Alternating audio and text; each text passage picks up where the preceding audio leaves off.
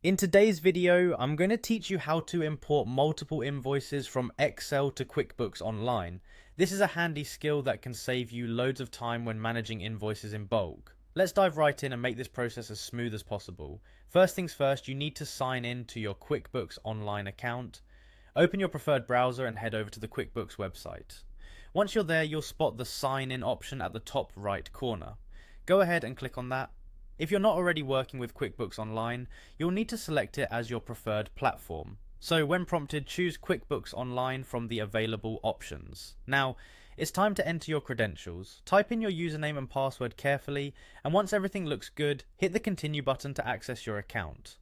Alright, now that we're inside, let's navigate a bit. From the main dashboard, focus your attention on the left-hand menu, click on Sales to move to the Sales module. This section is where you manage all your sales transactions. Once in the Sales module, you'll find an Invoices tab. Click on that tab to view all your existing invoices. What we're really interested in, however, is not what's already there, but getting your new invoices added. So next, direct your gaze to the Create Invoice button.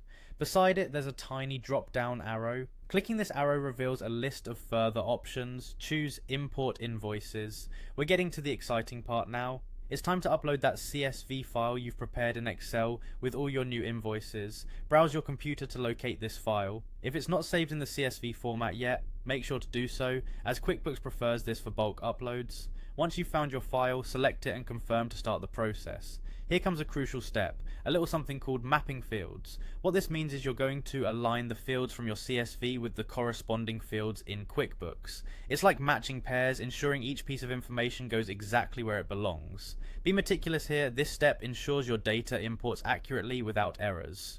Finally, you'll hit the import button.